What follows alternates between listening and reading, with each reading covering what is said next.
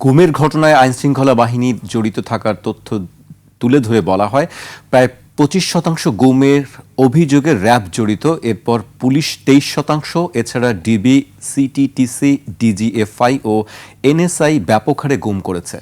আর সর্বোচ্চ আলামত নষ্ট করা হয়েছে র্যাবের। দেখেন, একটা জিনিস আমাদের মনে রাখতে হবে যে আমাদের যে তথ্য এটা পূর্ণাঙ্গ না, কারণ আমরা তো সব পারিনি। আমরা 40টার মতো সেন্টার ভিজিট করেছি, আমরা 1500 মানুষের বক্তব্য যাচাই বাছাই করেছি বা তাদের কারো কারো ডিটেলস বক্তব্য নিয়েছি।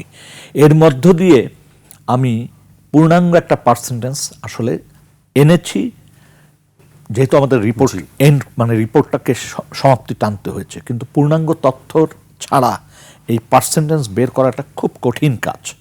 তারপর আমাদেরকে একটা জায়গায় এটা আনতে হয়েছে।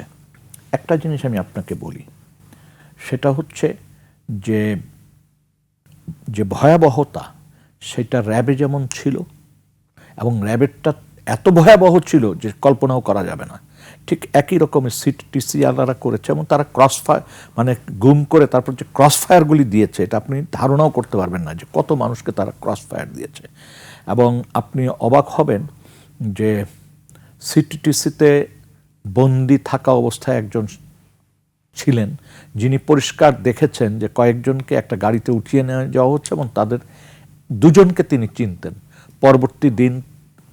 পরবর্তীতে তিনি দেখলেন যে পত্রিকার সংবাদে যে তাদেরকে তাদের সাথে অনেকটা ক্রস ফায়ারে তারা মারা গেছে। এই যে আপনার শ্যামলীর পরে ওইটার জায়গাটার নাম কি, না শ্যামলীর পরে কল্যাণপুরের যে ঘটনাটা, সেটা নিয়ে কিন্তু প্রশ্ন তোলার অনেক তথ্য উপাত্ত আমরা পেয়েছি। এবং এই জায়গাগুলিতে যারা দায়িত্ব পালন করেছেন তারা সেই সমস্ত অফিসারদের সাথে কথা বলে বা তাদের ইন্টারভিউ নিতে, যে আমি বেশ কয়েকটি ইন্টারভিউ নিয়েছি যারা এই ধরনের ঘটনার সাথে প্রাথমিকভাবে আমরা মনে করি সংশ্লিষ্টতা আছে। তাদের বক্তব্য একেবারে স্পষ্ট। প্রথম দিকে একদম কিছুই জানেন না, কিছুই বলতে চান না, কিন্তু সময় অতিক্রম করার পর দীর্ঘ আলাপ আলোচনার পরে একটা পর্যায়ে যে তিনি কিছুটা স্বীকার করছেন নিজের দায়িত্ব না নিয়ে অন্যের ঘাড়ে দিয়ে। তারপরে যখন ওনার টিমের অন্যদেরকে জিজ্ঞাসাবাদ করে আবার ওনাকে যখন কয়দিন পর ডাকা হচ্ছে, তখন দেখা যাচ্ছে যে তিনি যে তথ্যগুলি দিচ্ছেন এটাকে জোড়া লাগিয়ে পূর্ণাঙ্গ তথ্যটি আমরা পেয়ে যাচ্ছি। এটি যেমন ধরেন, আমি আরেকটা উদাহরণ দিতে চাই, আমাকে একটু সময় দিবেন কারণ আজকে অনেক কথা বলা আছে। প্রসঙ্গটা একেবারে হাফেজ জাকির নামে একটা ছেলে ছিল মোহাম্মদপুরে, হাফেজ জাকির। এ ছিল ছাত্র শিবিরের একজন মোহাম্মদপুরের নেতা, থানার নেতা। সে কোরআনে হাফেজ ছিল। তাকে যখন উঠিয়ে নেওয়া হয় একদিন প্রায় ভোররাত্রের কাছাকাছি সময়ে, যখন মানুষ তাহাজ্জুদের নামাজ পড়ে এবং ফজরের প্রস্তুতি নেয়, এই সময়কালে, অর্থাৎ মাঝরাতের পরে, রাত 2টো বা আশেপাশের সময়,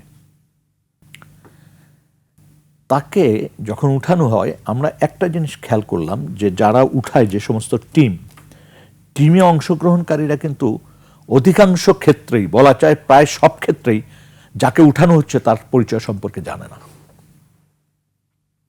একটা টিমে মনে করেন 10 জন আসছে, ভিতরে 4 জন ঢুকেছে, একজনকে ধরা হলো, নাম দিয়ে কিন্তু ধরা হয়নি। ওই সময় অধিকাংশ ক্ষেত্রে মোবাইল নাম্বার ট্র্যাক করে ওই মোবাইল যে ব্যবহার করছে তাকে ধরা হচ্ছে।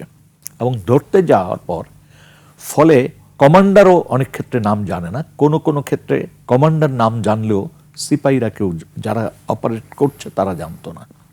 তারা মুখোশ লাগিয়ে দিচ্ছে, ধরার সাথে সাথে কিন্তু মুখোশটা লাগাই ফেলে, জমটুপির মতো যেটা। এটা লাগানোর ফলে এই যে কয়েক সেকেন্ড, কয়েক মুহূর্ত যে এই লোকটিকে দেখলো অন্যরা, তারা কিন্তু এইটা স্মৃতিতে মনে রাখতে পারে না। তারপরে ওই টিমে যারা ছিল তাদের একজন 5ই আগস্টের পর খুঁজতে খুঁজতে আমাদেরকে বের করেছে। প্রথমত কর্নেল হাসিনের কাছে তারা, যেহেতু সামরিক বাহিনীর লোক, তাকে খুঁজে বের করছে এবং তার সাথে কথা বলার প্রেক্ষিতে সে আমাকে তাৎক্ষণিকভাবে খবর দিয়ে নিয়ে যায়, আমরা কথা বলি। বলতে যে সে স্বীকারোক্তি, মানে সে নিজেই স্বীকারোক্তি দিচ্ছেন আমাদের কাছে যে তিনি একটা পাপবোধের ভিতরে আছেন, তিনি একটা কষ্টের মধ্যে আছেন, যে তিনি এরকম একটি অপারেশনে ছিলেন, যে অপারেশনে একজন মানুষকে প্রায় ভোররাত্রের দিকে উঠিয়ে আনা হয়েছে মোহাম্মদপুরের একটি বাসা থেকে, এবং তার নাম ধাম কিছুই সে জানে না। কিন্তু ওই কষ্টের জায়গা, ওই পাপবোধের জায়গা থেকে তিনি বলছেন যে এরকম এই সালে এই তারিখে আমি এরকম একটি ঘটনায় ছিলাম, যেটি মোহাম্মদপুরে, এবং পরবর্তীতে তিনি আমাদেরকে নিয়ে ওই বাসাটি আমরা একসাথে মিলে ওই বাসাটি চিহ্নিত করতে পারি, বাসার যারা মালিক তাদের সাথে কথা বলতে পারি, মালিকের স্ত্রীর সাথে, এবং কথা বলে জায়গাটা নিশ্চিত হই। এবং কিভাবে নিশ্চিত হই, ওই গাড়ির মধ্যে সে যখন আজান শুনছে তখন সে বলছে, ভাই আমি তো একজন কোরআনে হাফেজ মানুষ, আমাকে একটু নামাজ পড়ার সুযোগ করে দেন। এই যে কোরআনে হাফেজ, এই শব্দটা ওই টিমের সবার মনে গেঁথে গেছে যে আমরা আজকে যাকে ধরলাম সে কোরআনে হাফেজ।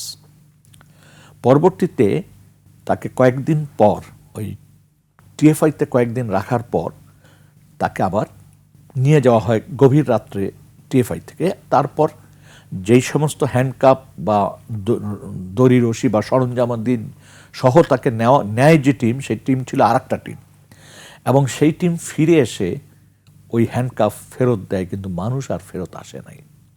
ফলে এই ব্যক্তিটির এই যে কষ্ট, এই যে পাপবোধ, এইটার থেকে সে আমাদের খুঁজে খুঁজে এসে পুরো ঘটনাটা বর্ণনা করেছে। কিন্তু সেও জানতো না তার নাম কি, সেও ওই বাড়ির ঠিকানাটা বলতে পারেনি। আন্দাজ অনুমান নির্ভর খুঁজতে খুঁজতে আমরা 2 দিন বা 3 দিন খোঁজার পর ওই বাড়িটা আমরা পেয়েছি, এবং বাড়ির যিনি যারা আছেন তাদের বক্তব্য পেয়েছি, এবং এটা খুব স্পষ্ট যে এই লোকটিকে নিয়ে যাওয়ার পর, এটা একটা সিনেমা হতে পারে, যে নিয়ে যাওয়ার পর ফেরত আসতেছে, নিয়ে যেয়ে কয়েকদিন রেখে আরেকটা টিম নিয়ে যাচ্ছে, তারপর ফেরত আসতেছে, দড়ি রশির মুখোশ সব জমা দিচ্ছে এসে, কিন্তু মানুষটির আর জমা নেই। তো মানুষটির পরিণতি আমরা ভাবতে পারি। এটা একটা। তারপর ধরেন এই যে নৌকাগুলি ব্যবহার হয়েছে সমুদ্রের কাছাকাছি নিয়ে মানুষের লাশ ফেলা বা বড় নদীতে লাশ ফেলা, এটা আপনি অবাক হয়ে যাবেন। এই ঢাকা শহরের জুরাইন কবরস্থান বা আপনার মুন্সিগঞ্জের সার্কিট হাউসের উল্টা দিকে যে কবরস্থানটা, এখানে ওই একটা সময়কাল গেছে যখন প্রতিদিনই হয়তো 20টা লাশ ফেলা হয়েছে, 2টা লাশ ভেসে আসছে, আরগুলি তলিয়ে গেছে। এরকম লাশ ভেসে মুন্সিগঞ্জে উঠেছে এবং তাকে দাফন করা হয়েছে, তার ওই সুরতাহাল রিপোর্ট করা হয়েছে, পোস্টমর্টেম করা হয়েছে। দেখা গেছে তার বুলেট, প্রায় প্রত্যেকটা ডেড বডির বুলেটের চিহ্ন এখানে, এবং হাত পা বাঁধা, বস্তা বাঁধা। ও বললাম শতকরা হয়তো 10টা লাশ ভেসে আসছে আর 90টা বেরিয়ে গেছে। এইখানে আমাদের একটা মানে বক্তব্য আছে, সেটা হচ্ছে আমরা তো স্বল্প সময়ে অনেক কিছুই করতে পারিনি। পরবর্তী সরকার যারা আসবেন তাদের উপর দায় আছে